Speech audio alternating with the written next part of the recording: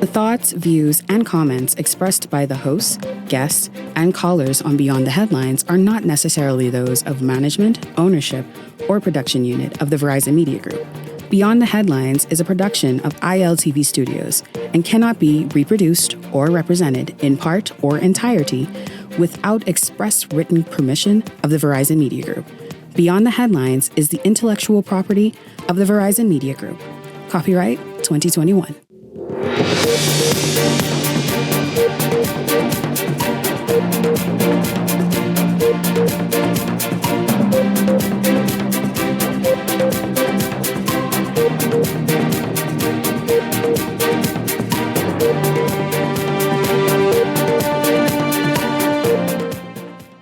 Coming up tonight, incest on the rise.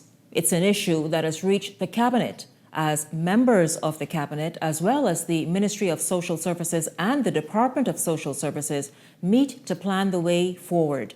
And suicides, it's a tragedy that really has taken shape here in the Bahamas, something that no family, no community, no island in the Bahamas want to deal with and are quite frankly concerned about. Well, we asked the question tonight, how is the church helping? This is Beyond the Headlines. Good evening, I'm Shanique Miller. Welcome to a special edition of Beyond the Headlines this evening.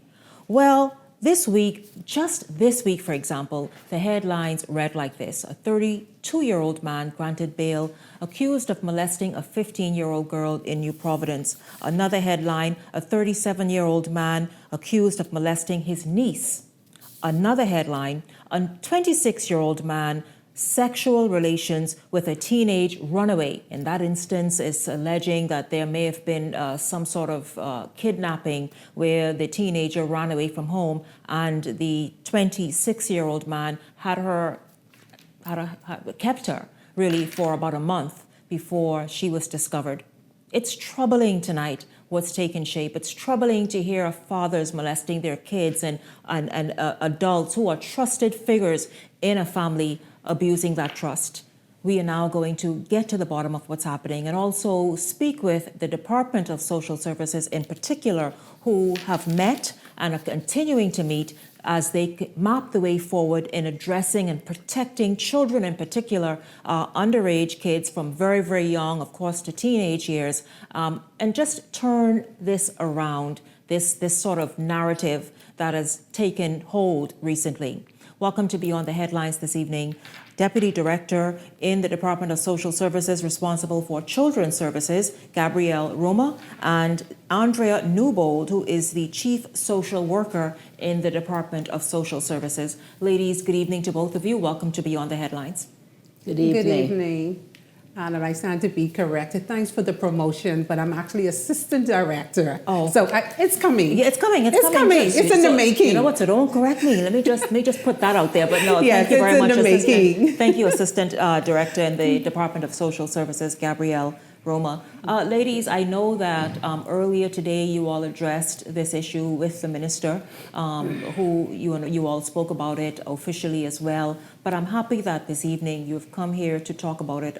Just this week, almost every day, sometimes a couple times a day, we would see reports either from the courts or the police, and then of course the runaway issue, where teenage girls are and people somehow have dismissed.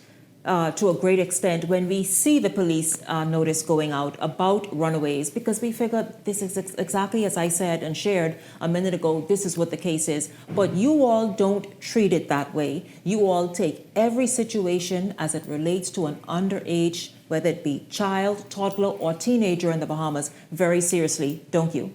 Yes, we do. We have no other choice but to take it very seriously because it's a vexing concern for society and as well as for our department. Let's get into really sort of just the heart of this, where when a father abuses that privilege to be a father and then the trust between him and his, whether it's a toddler child or whether it's a teenage child. What is happening? We are seeing so many reports just this week alone, and that's only a few of them that I kind of highlighted and picked out. But this week alone, we have seen where whether it's a father, an uncle, last week the same thing, last month the same thing. What is happening where children are now really vulnerable to being harmed by the persons or the people who are responsible just for their safety? Shanika, you say on the rise. It's not on the rise. I would say people are more aware of what's going on now. Persons are now coming forward and reporting, and a lot of persons brought up in homes where sometimes they think that's a normal thing. And so now they've been exposed, knowing that it's wrong. And so now well, slow down a bit. We have enough time tonight. This whole show is dedicated towards whether, this issue here, and later on, of course, suicide. So it's dealing with what's hurting the Bahamas, what's really going on. You said many people grow up in homes where they think it's normal.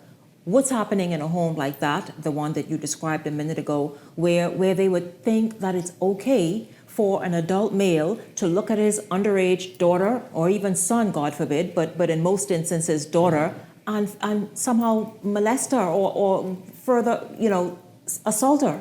Yeah, we find that children are groomed, that they actually are groomed over a period of time from adults, and it could be the father, it could be an uncle, it could be a brother.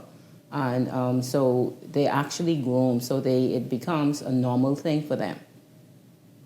And that's our job too, when we get these matters and we do the counseling, and these persons know that, hey, this is not normal. It's not right. It should not be normal, happening. And it needs to be reported. And we also have persons in the community who see things, and we always tell people, if you see something, please report. The Child Protection Act says if you see that a child is being mistreated in any way, you need to report, because you could be held liable. Ms. Newbold, as a chief social worker, you certainly, you are the most senior, more experienced, and I imagine you in a manager's position. You've seen it all. How does that grooming look? How is it that you condition this child so well that she thinks that what her father or uncle or brother is doing is okay, even though she feels a bit uncomfortable about it?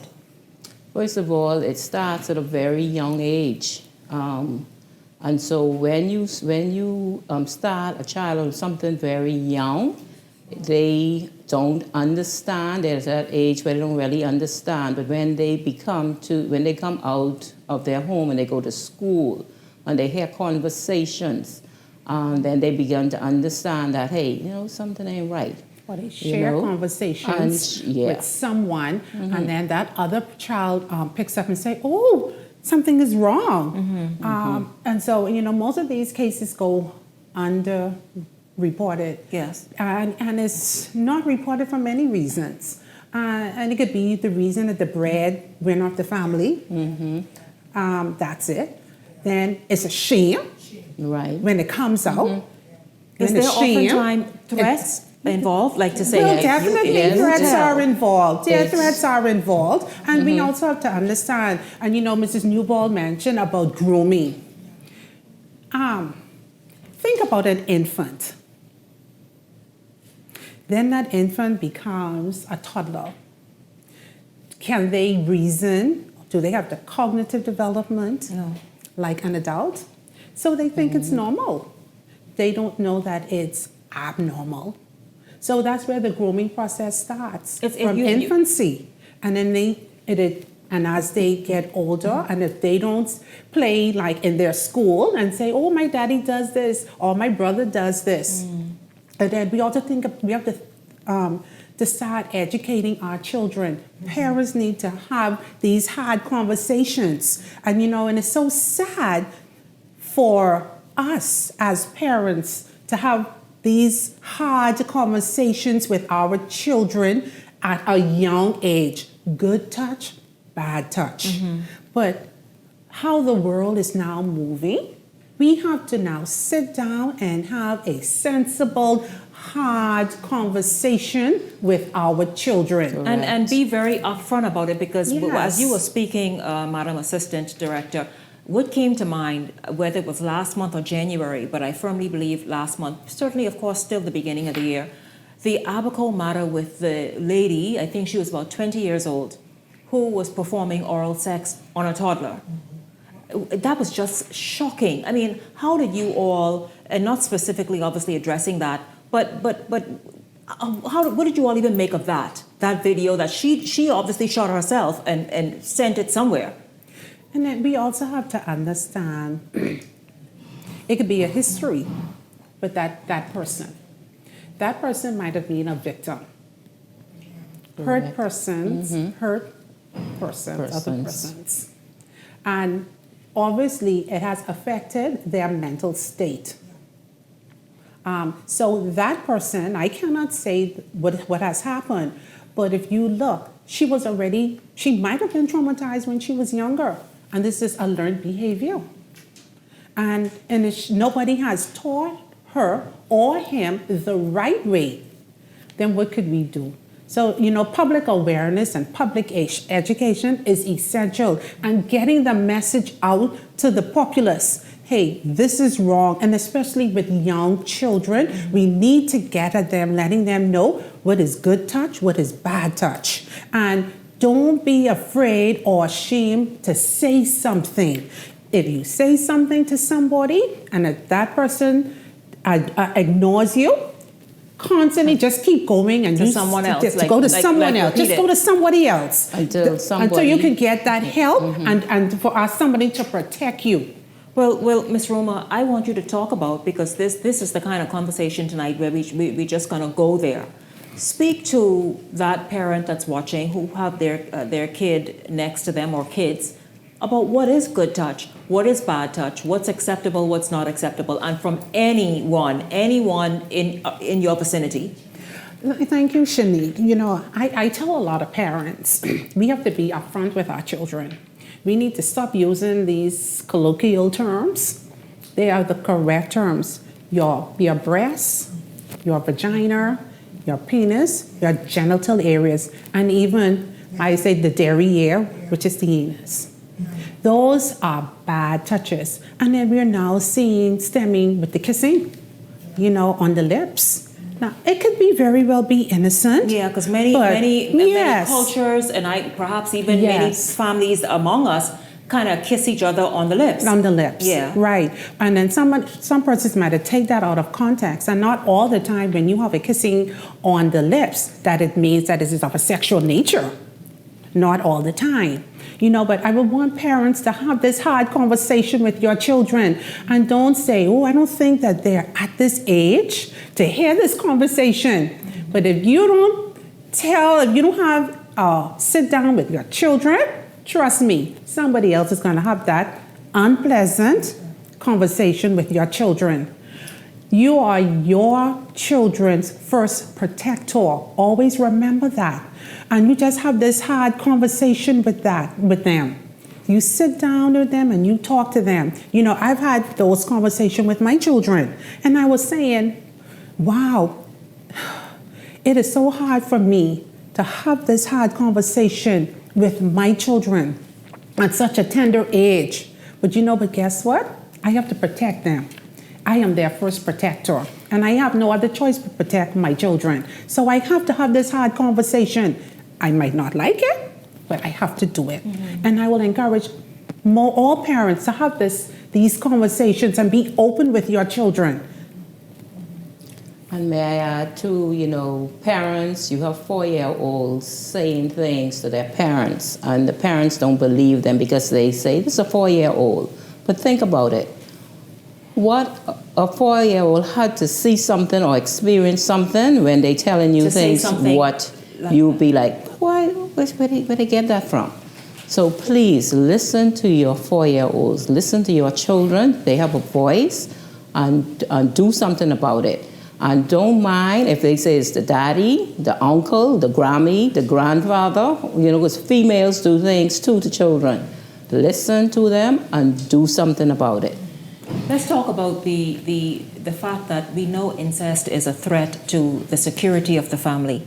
What are some of the repercussions on the kid, for example, who experienced this? I mean, we've seen the headlines just this week alone. We're not even talking because it's been reported. I know you said, Miss Newbold, that, Shanique, it's nothing new. It's been happening. It's just perhaps more light being shone on it. But I'll tell you, the light being shone is causing us to say there's an increase in the media because we've not reported it in this sequence and this frequency in many years. I mean, so it has to be something that's driving this, whether it's people speaking out more, but it's something going on because there appears to be more issues and instances where kids from whatever age it is, under 18, straight to being a kid, a toddler, are being harmed in this way. What do you suppose is happening among our people, men, adult men with other positions of authority in the family or perhaps in the household,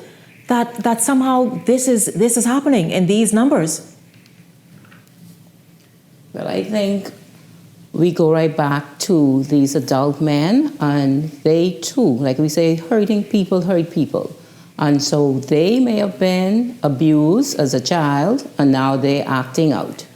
And I know, sometimes when we look at people and we know there's a God and we know there's evil in this world, and people sometimes feed themselves the wrong things. And when they do that, so they feed their soul pornography, and they see things what is not good, and they act upon it. And so it doesn't even have to be somebody who was hurt before. No, it doesn't have They can to. just condition themselves to watching something over a period of time, and then just get carried away with that fantasy or whatever that is. Right, and that could happen. Mm-hmm. And so, like I say, it's not only hurting people, it's just what you put in your spirit, what you put in your soul, and then you act out on an innocent child, a powerless child who cannot protect themselves. And like A.D. Roma said, parents are the protector of their children. And once you find out anything going on with your children, we know our children. We know when our children are withdrawn. We know our children to the point where we know when we need to investigate. Parents, investigate. Do not ignore signs of your children when they're withdrawn or they're troubling. They show signs that something's going on. Investigate. Rule it out.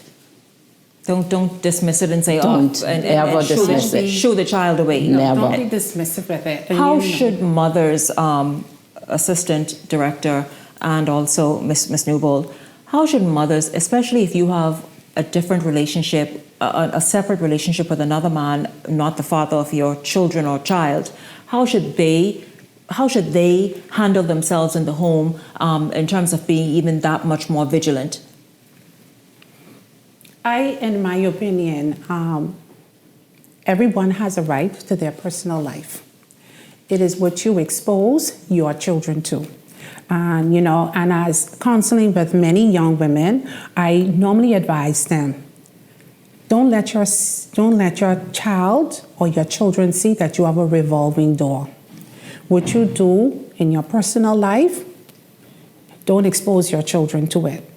And that's the most important thing. Do not expose our children to unhealthy relationships or unhealthy environments. Or even, as you said, because, sometimes you wonder, well, Jesus, who am I with now? Yes. Right? Like, what's happening? So you were saying that's not healthy. That's not healthy. For them to see that, because, nowadays, these adults, particularly parents, feel as though, it's their prerogative to kind of live their lives as well. Not even mindful that their kids are around there, whether their kids be a teen, a preteen, or a very young child, are watching their behavior. You are saying be more responsible, because even in that behavior, you are traumatizing your child. Right, because you don't know who the other person is. That person could be a pedophile. You don't know. You need to get a history. And then we also have to look out, with Shanique. There's something called the World Wide Web. Yes. This internet, these games that these children are exposed to. And then when these games, when they reach a certain level, they expose our children to some sexual acts. Yes. So we have to be careful. We have to monitor our children. Themselves. Yes, because when they see these things, they think it's acceptable, because they think that these games are their second god, and everything that happens is right. So they go and experiment. Even cartoons with Yes. you think innocent, but they're not. They're not when innocent. you sit down and watch these cartoons with your children, and please, parents, sit down and watch these Vigilant. cartoons. Don't let cartoons be the babysitters for your children. Because obviously there's messaging, and intentionally so these days, Yes. coming through every means, and especially targeted at your child. We are going to take a break here on Beyond the Headlines. Again, this is a special show zeroing in on incest and child abuse, and also, of course, a little bit later this evening, suicides. What is the church doing about it? How is the church helping? We're going to take a break and come back with more after this.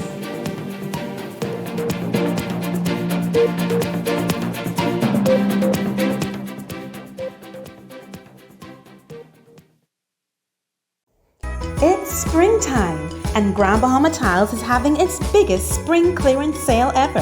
With 20 to 60% off store-wide, there's savings for everybody on everything. They have large stock items on wood look, porcelains, and natural stones. And all clearance stock must go. So, what are you waiting for? Hurry in and catch the spring clearance sale now. Call them at 352-7920. Some restrictions apply.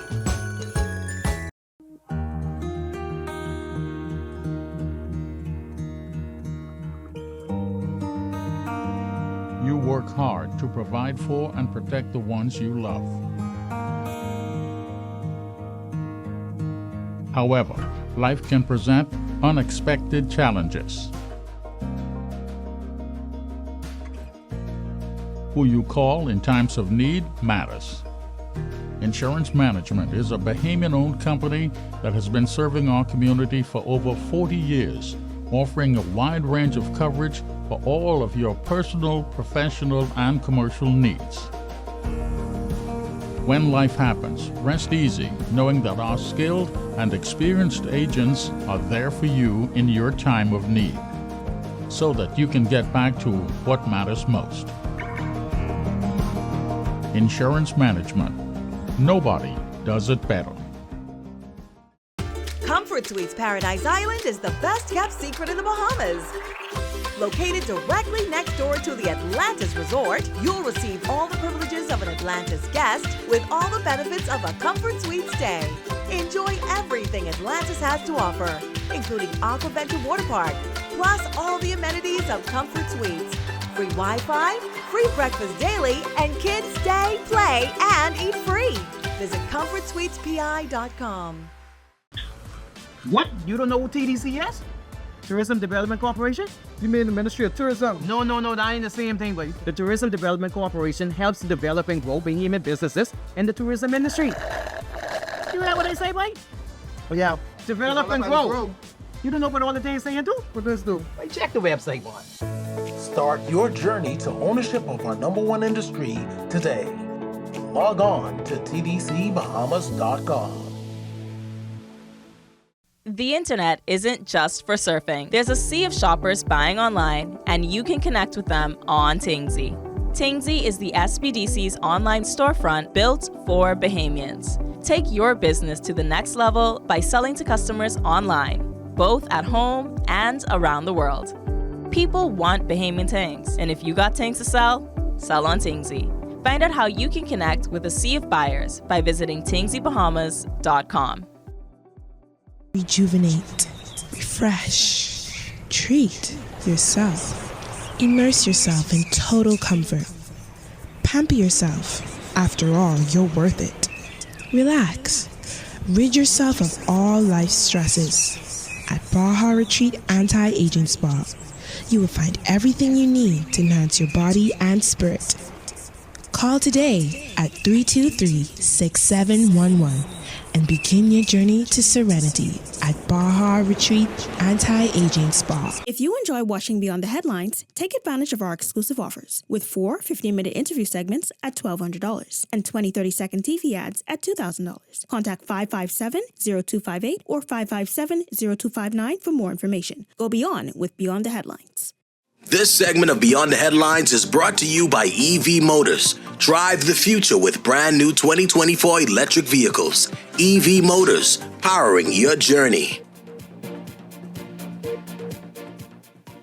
Welcome back to a special edition of Beyond the Headlines. This evening, I decided really on this show, because of all week, including last evening, a few mentions and court stories about incest and men being charged. And by the way, you know what? My special guest, and at the last segment, as you saw, the acting director in the Department of Social Services responsible for children's services, Gabrielle Roma, and the chief social worker in the Department of Social Services, Andrea Newbold. And the ladies were speaking about this matters of incest, how you can spot it, how you can see it, how it sort of presents itself, and the fact that it starts quite, I don't want to use the word innocently because there's nothing innocent about it. The perpetrators know what they're doing, but they start by grooming and introducing in very subtle ways these kids. And some of them are obviously influenced by other things and figure, here's a vulnerable person in the home that I live right next to me. Let me carry out my fantasies on that individual. And so this evening we are being very frank, very open. In this segment, I'm continuing the discussion with the Department of Social Services. I'd like to ask the ladies about how do we kind of spread this information out there so that it's widely known what's happening, what the department is doing, how you all going out there to try. I heard the minister say today, listen, we've got to protect children in the Bahamas. It's necessary to do so. How are you doing that to ensure that not another child is hurt, abused, traumatized by incest? And I know it's difficult. Of course, you're not going to be in every home and be the police of every home. The police can't even police this issue. However, though, what is it that you are doing to try and step in and assist? Shanique, April is Child Protection Month, and the Department of Social Services have events to bring awareness to the public, and so the public can be on the lookout. And we don't just want this to be happening just for April. We want this to be going on all the time to protect our children. If you see something, say something. And so we'll be having our press conference very soon. That'll be on the 4th of April. And then we have a church service where we have all the schools invited, and our partners would assist us with making sure that the public is aware of how to protect our children. And we also we're going to have a walkabout in a particular community to bring awareness, and so the public could be involved. And so we do this every year in April, but we want the public to be aware year-round and to protect our children year-round. We have training where the guidance counselors, teachers could be aware. So you're now exposing teachers and guidance counselors to this so that they can better identify if there is an issue among students on a campus. Yes, and also the Child Protection Act, to know that the Child Protection Act, what the teeth it has to deal with things, to deal with when we go into the schools, that we have the authority to interview a child without the parent. Because we had issues where the guidance counselor had, was actually not working with us in a lot of cases, and we need to with the Department and Ministry of Social Services. Yes, because I thought your powers would trump anyone when you suspect something is happening and needs investigation. Yeah, but we understand that because they feel that we are coming there and we are not following. It's not legal what we're doing. But the training is important so they could understand that when the social worker shows up, there's a report that a child has been abused, that we can interview that child without the parent. The parent will be informed, and we'll make sure the parent is aware of what's going on. But we need to rule out what's going on with that child. And we do work very well with our guidance counselors, but some of them feel very uncomfortable when we do that. Madam Deputy, as we, this is always an abbreviated segment, the second segment oftentimes. But I want you, as we kind of sort of wrap up this part of the show, to talk about why is incest so harmful, and to the victims, as well as oftentimes to the perpetrators. Why is it so harmful? Why is it urgent that we here in the Bahamas, I know it's nothing synonymous to the Bahamas, but we in the Bahamas have to get it in hand, that we do get it in hand? Children ought to be children. Children should enjoy childhood. Children should be free to experience anything related to being a child. Children should not be forced into adulthood. That's the most important thing. They should enjoy their childhood, because that is what they are. They're a child. They're children. They're not adults. Yeah, and don't force them into adult issues. Yes. Allow our children to be children, enjoy childhood. I mean, because oftentimes we know it, we have seen, whether it's documentaries, movies, news stories, whatever it is, and you ladies certainly have seen it, where this lingers for years. Yes. And it's damaging. The effects are lasting, right, Yes. Ms. Newbold? It's very damaging. It's very damaging. And they carry it into their relationships. Marriages. And unless they get the proper counseling, it just filters over. Yeah. And it just destroy the family. And then cause mental issues and so much things that affect them as they grow older. Can you imagine if our children are not traumatized? We will have a better world and a better society. I absolutely agree. Thank you so much this evening to the Department and Ministry of Social Services. Of course, we have there the acting director in the Department of Social Services, responsible for Children's Services, Gabrielle Roma.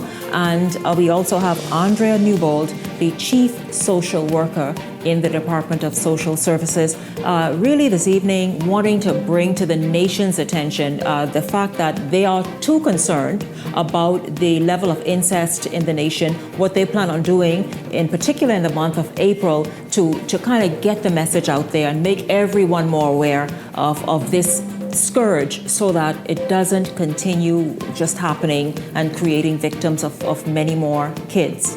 I thank you both very much. Thank you. And we also want to thank you for having us on your show too as well.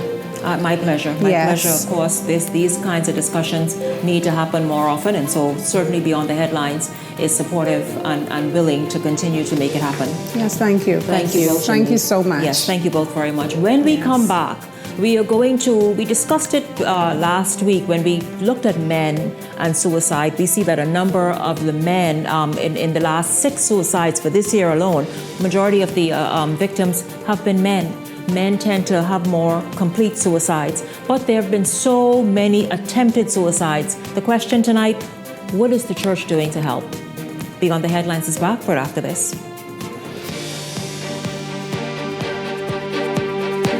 Need a new car for your business? Well, EV Motors and the Bahamas Development Bank have some news for you.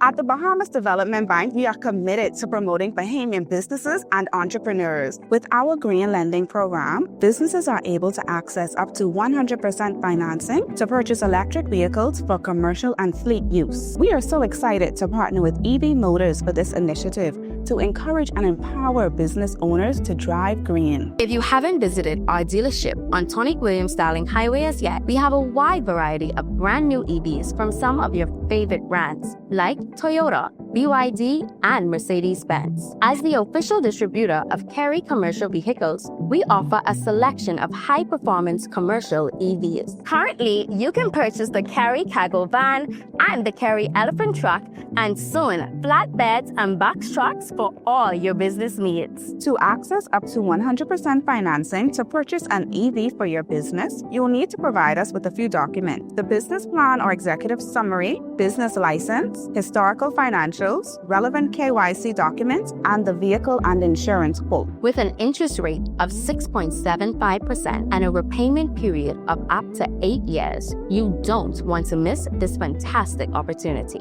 To apply, visit our website today at bahamasdevelopmentbank.com or give us a call at 702-5700. Who are the boss for dancer? International events and production. Alive, Bahamas Air, Everybody Wins Live, and Field of Vibes Bahamas Weekend presents the Evolution Concert on Saturday, March 29th at Clifford Park, featuring Vibes Cartel and Friends. Bahamas, Nassau, where is this Saturday the 29th of March?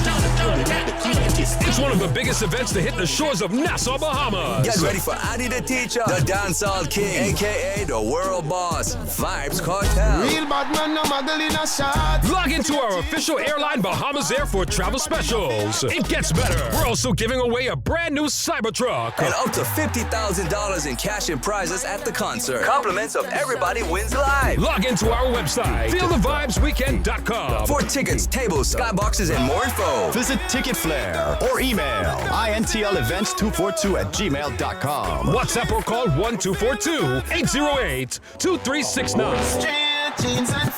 I remember Cartel I got it. At the Water and Sewage Corporation, safety and convenience are our top priorities. However, our meter readers face challenges that can make their job difficult. Locked gates to guard dogs sometimes leads to missed readings and estimated bills, which can be frustrating for you and us. That's why we're upgrading to digital meters. They bring safety, accuracy, and convenience to homes across the Bahamas. We can streamline data collection, reduce on-site visits, and provide more accurate bills with no more estimates. Digital meters also help detect leaks early, saving you from costly bills and reducing water waste. Soon, a user-friendly app will let you track your water usage, manage bills, and stay informed, all at your fingertips. Over the next year, we're rolling out digital meters nationwide, transforming how we serve you with a safer and cost-efficient water supply. To learn about our digital meters, visit our website or call us today. And don't forget to update your information at any of our locations. So you want a space. But not just any space. You need something with a little more potential. So how about 1,000 square feet of room to play with? Superb audio and video production capability, digital LED wall, full lighting grid, and about 124 seats to accommodate a full studio audience with so many other features. Make us your home for your next concert, conference, and so much more. Honestly, the possibilities are endless. Here at ILTV Studios, we'd love to bring your next event to life. So what do you say? Do you want our space?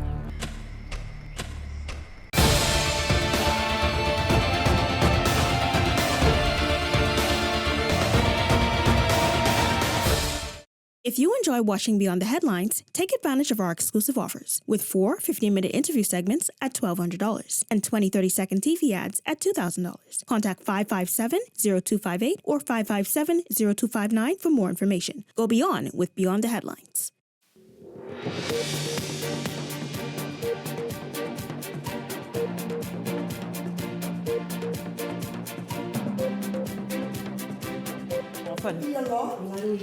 Welcome back to Beyond the Headlines. I hope that you are enjoying this evening's show. Of course, we are dealing with very sensitive topics that have plagued the Bahamas really since we got into 2025. It's not new to us. It's been happening more recently in recent time. But this year, it's just been quite troubling. You heard the statistics earlier this week. 6 people in the country have committed suicide.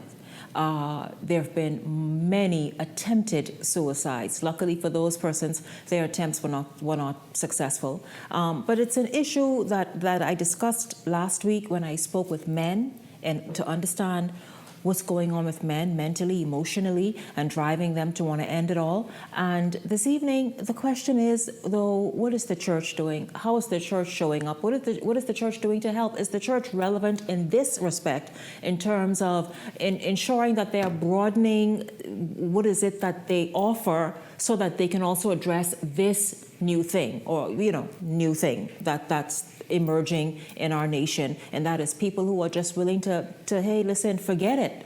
and take that ultimate plunge. Welcome to Beyond the Headlines, Pastors Patrice Smith and Carol Moss. Ladies, good evening to both of you. Welcome to Beyond the Headlines. I know that this is something almost after every attempt that was reported, and certainly after each completed suicide, at some point or the other, each of you reached out and say, man, this is troubling, this is concerning for each of us. What concerns you just as a woman, just as a mother, just as somebody who pastors men and women about these reports that are becoming all too frequent? Good evening, Bahamas. Good evening, Shanique. Good to be here as usual all the time. I am so concerned, and I'm not going to go too long because I know my friend Carol wants to speak, but I am so concerned at the amount of suicides that's taking place in our country. It is overwhelming.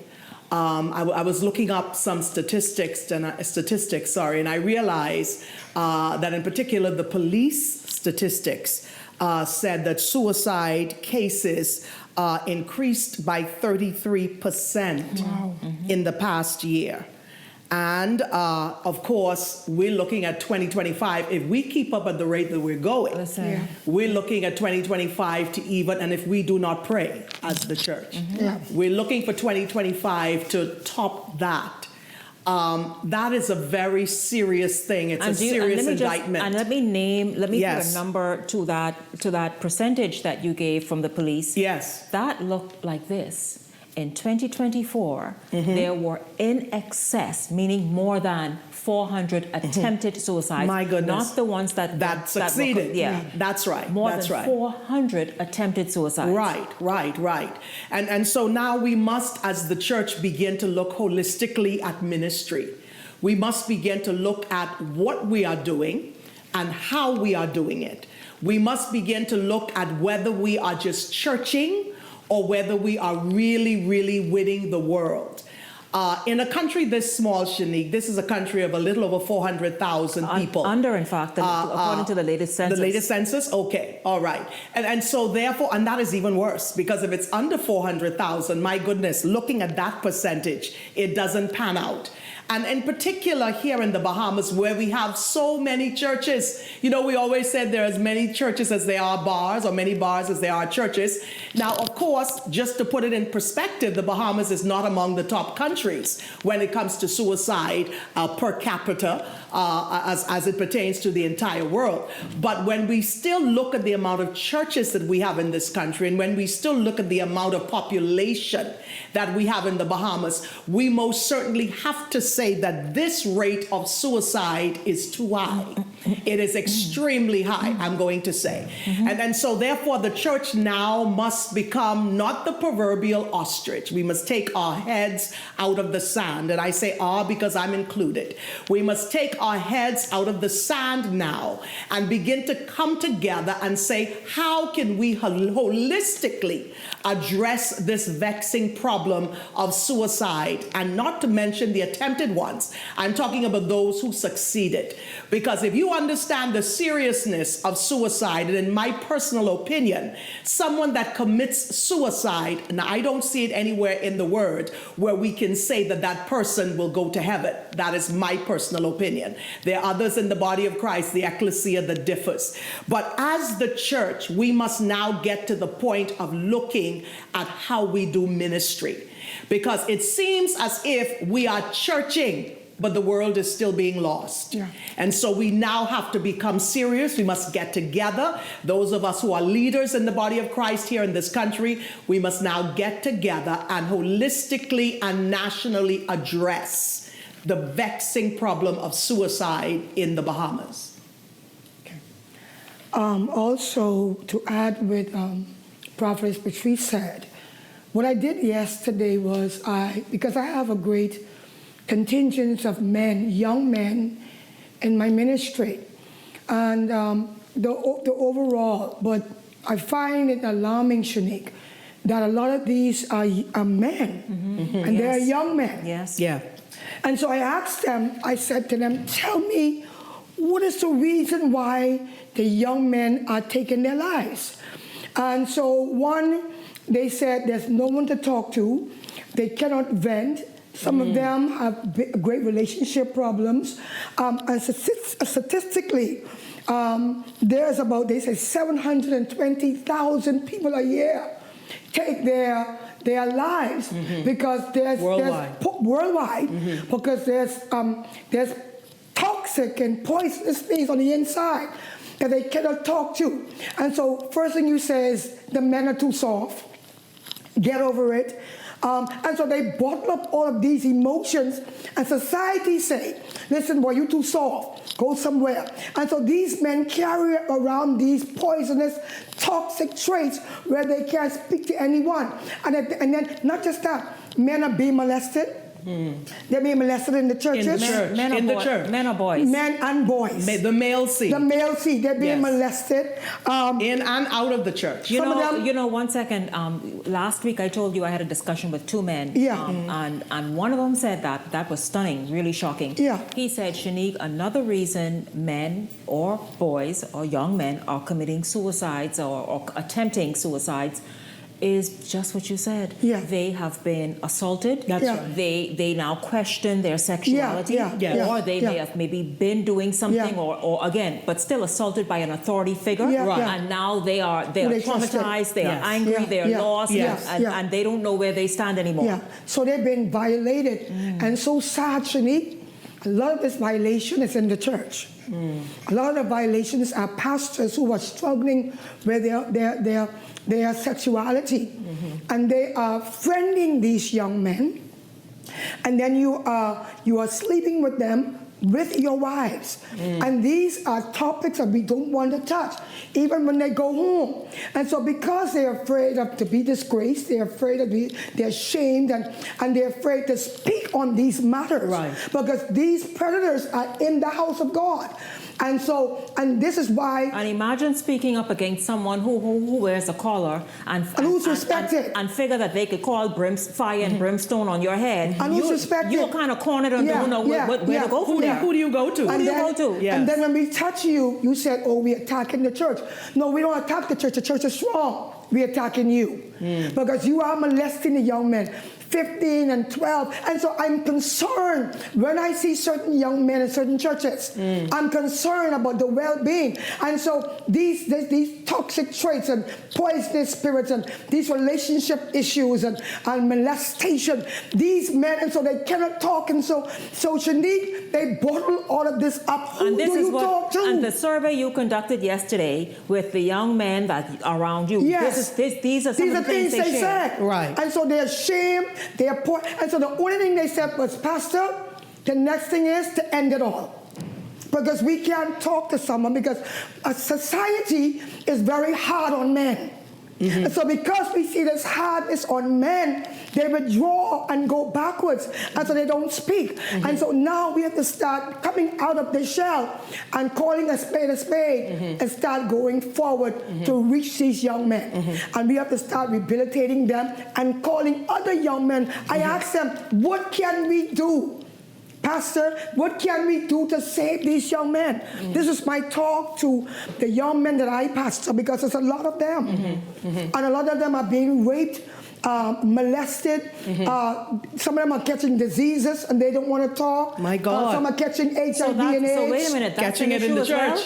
Because I'll tell you, see, she can't be embellishing this, y'all, because we saw for the last couple of weeks, including just yesterday, the Minister of Health himself is talking about and raising concern for the rising levels of new STD and STI infections, including, a doctor said to me last month, HIV and AIDS. My God. Yeah, because they're now reckless. Because they don't care. They say no one cares about me. You go home, you have toxic parents. You talked about the child being molested. Some of these mothers are too free with their children. They're letting their children hang around. You know the man is a pedophile. You know the man has a homosexual spirit. Then why let your son, let them mentor them or stick with them? So we are dealing with, like she said, we're putting our head in the sand like ostrich, and we're not. And when we talk about it, we say we're attacking you. No, it is what it is, and we have to target because the men are we can't handle this, and they are destroying themselves by suicide. The sad thing, Shanique, is that, and I've said this before, and I'll say it again. A woman cannot effectively, or as effectively, father or parent a male child like a man. Right. And so what is happening now is that we are lacking fathers. Yeah. And I'm not just talking about the one who procreated and brought the child into the world along with the mother. I'm talking about one who has a father's heart. And so we are lacking someone who is there to nurture, someone who is there to oversee, someone who is there to instruct, someone who is there to groom and to help build and grow. The father doesn't just help to groom his wife or the woman in the home. He is also there to help to groom and cultivate the boys in particular. And so we are losing the father figures in the country. We're losing the father figures in the church, and we're certainly losing the father figures in the home. So what is happening? We now have a very, very serious paradox or oxymoron, it's the correct word, in the church. Because what is happening is that women are taking their boys to churches and are saying, okay, because I'm a female and I'm in a home with a boy without a man, I'm going to take him into a church and I'm going to allow that pastor to become the father figure and to oversee that boy and to help him to grow into manhood. But what is happening, and I'm going to be very real, what is happening here in the Bahamas is that a number of our churches, and I'm going to go ahead and say this, a number of our forefront churches are pastored by men who themselves, their sexuality is in question. Men who themselves are underground bisexuals. Men who themselves are most certainly homosexuals that are concealed. And so therefore these boys are in these churches that were taken there innocently by the mother who said, okay, I have a male pastor, and so therefore let me have him help me to raise my son. Not knowing, and I can tell you of a situation of a local pastor, and I will not call a name, but I know the situation because I know one of the young men. A local pastor in this country, a local popular pastor in this country, whose sexuality is questionable. And that particular pastor took the son of a friend of mine, along with other boys, took them into a retreat, and the mother did not know where this boy was. Now this is a couple good years ago, because we had to pray and say, Lord, reveal to us where this young man is. And then so therefore what is happening now, and these are issues that we must address in the church. See, even when I came on and started talking openly about sexuality in the church, a lot of church people had a problem with that, even though a lot of church people have problems in their marriages. Because they sex in a different way. Absolutely. Absolutely. So we must now be open. Prophet, how much holds on the show? Lord Jesus. Just that one question. All I just want to know. Okay. Where this retreat was this pastor took these boys to? And that is that level of abuse and violation of trust still happening, you think? Man, that's still going on, Shanique. Shanique is going on. It's probably happening even more so. Yeah, because of women. Let me just finish. I did a deliverance. My husband and I do deliverances. It's a ministry of grace. It's a part of the church. We do deliverances. In other words, we drive out demons. And I was shocked when the young man called the name of the pastor in this country, and he was under of course, he was under what we would call, I'm going to use the term very loosely. We placed him down, his spirit, his soul down, so that we can deal with the spirit. And I was shocked myself, because I looked up to and respected this pastor in this country. When the young man revealed that he was molested in this particular church and called the pastor's name, we were doing a deliverance on him, and one of the spirits we had to cast out was the spirit of homosexuality. And the spirit spoke and said, y'all, ain't no power here, ain't no power here, ain't no power here in this country. Oh, he's the one who did it, that's the one who did it. And the demon spirit called the pastor's name. Well, I ain't telling you what I hear. I tell you what I experienced doing a deliverance. So the church has to now get ourselves in order. Right, because we must get ourselves in order to deal with those issues. We see that, listen, no other sort of arm in this country can do it or is doing it. It takes a collective, but certainly as a Christian nation, we know that then in the Bahamas, the church must take the lead. The church then has to make itself fit to be able to assume that position. Right. Because again, I asked the question tonight, and I from the top of the show to even entering this segment, what is the church doing to help? Because there are people, I'll tell you this, I'll give you all an example of something else that's also leading men to feel like they don't have a place anymore. Last evening, and late into the evening, I spoke with, after speaking of the suicide in Abaco, I think the night before, some residents of Abaco reached out. Now, some of them were white. And they say they had a discussion among themselves because one of the more recent completed suicides in Abaco, I was a person, I guess, a person of a different race. And they said there's a feeling of despondency there. Yeah. Because they no longer, and they are made to feel, and also almost zeroed, highlighted and saying, hey, you don't belong. Right. You don't belong here. You have no place here in Abaco. This is what they're now trying to contend with. And they say they feel hopeless. Yes. Where do they go? What do they do? This is their home. They've been here since the days of the loyalists. They are much Bahamian as everybody else. My Lord. But where do they go when they're being singled out because of the color of their skin? And this is now what they're discussing in their community. Shanique, I believe, one, there's a great distraction in this country. There's a distraction in the church with the pastors, the bishops, and the apostles. There's a distraction with the COI, PLP, and FNM. Everybody's fighting for government. Everybody's trying to rule the government. And we're losing the sight of the people and the real issues.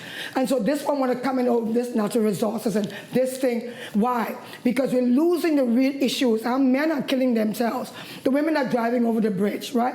We're dealing with poverty and all this other stuff. We're dealing with mental health issues. We're dealing with so many things, and there's a big fight going on, and we got the wrong fight, right? The main fight should be saving trying the to Bahamian save people. the Bahamian people. Absolutely. And this is why I'm upset. We got this picture fighting. This one say you shouldn't talk. That one say you shouldn't talk. And this is a real issue. We have to get to the real core to find out what is the issues in these communities. Why are these children being molested? Why are these boys taking their lives and there's no hope for them? And that's how they feel. We have to start targeting real issues and get rid of this fight. Oh, this one want to be an MP. That want to be a minister, a member of parliament. What about our communities and our children who are being raped and molested? And our sons who are losing their lives because they're being raped and molested and catching up these different diseases, and nobody's targeting them. But also, ladies, the real issue now. Also pastors, and I will refer to you all as pastors because this is what is the church doing to help? Yes. What are you doing other than having a service every night and causing people to have to be moving 7 days and 7 nights a week and not spending time where it matters, or even focus on mental health, mental and emotional health? Because I want to ask you all, why is there such a level of hopelessness that sort of has settled a lot, to a great extent, over the nation? If I can just for a few minutes, Carol, if I can go into that. I wrote down some things as I was thinking about this, and five main things that I wrote down, causes for suicide is, believe it or not, depression. Stress.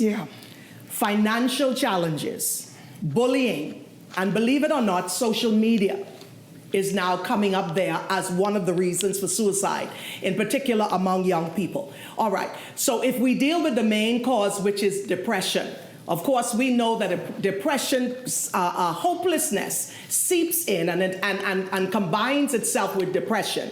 And hopelessness comes when the message, whether it's coming from government, that we are taking care of you as a people, as a country, or whether it comes from the church, that we are praying for you, we are here for you. And so people sometimes feel that, listen, the government is not doing enough for me, the church is not doing enough for me, I'm from a family that is broken in pieces, and so therefore depression sets sets in. So we must now, and I go back to that word, we must now come together holistically, the church and the state, the church and the country, the church and the government. And we must find real solutions to these problems, these vexing problems that are in our country. But does but pastors, does the church not have any ideas of its own initially to take to the table? What I want to talk about. Because the church is always looking to the government to link arms. But the government, guess what? The church, listen, in the days, wait,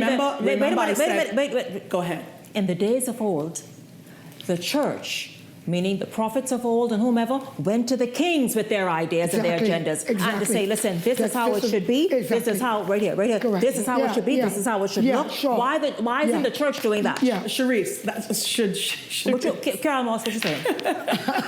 No, let me finish. That's the reason why I said, Sharice, I'm sorry, baby. That's the reason why, Shanique, that's the reason why I said there must be a holistic approach. We must now get with the government and say, this is what we are proposing to move forward. This is what we are proposing. This is what the church is putting forth. What is the government putting forth? So that we can combine our efforts and accomplish a great thing. I hear you, but the government is already doing whatever. The church don't need the government to say what y'all doing so we can link arms. Go ahead. We need strategy and we need a plan. In the church. In the church. I told these young men, a young man will listen more to a young man. The basketball and the football, we have to go in the community. The church can't do it alone, though. The church cannot do it alone. It has to start with us. It can start with us, but we can't do it alone.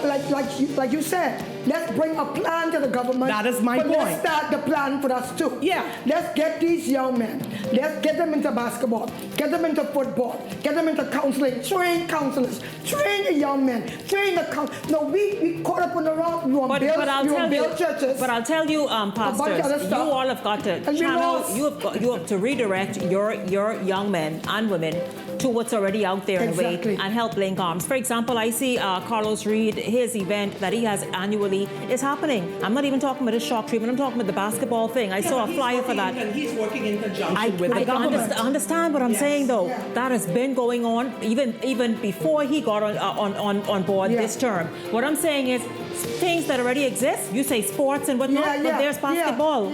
Okay?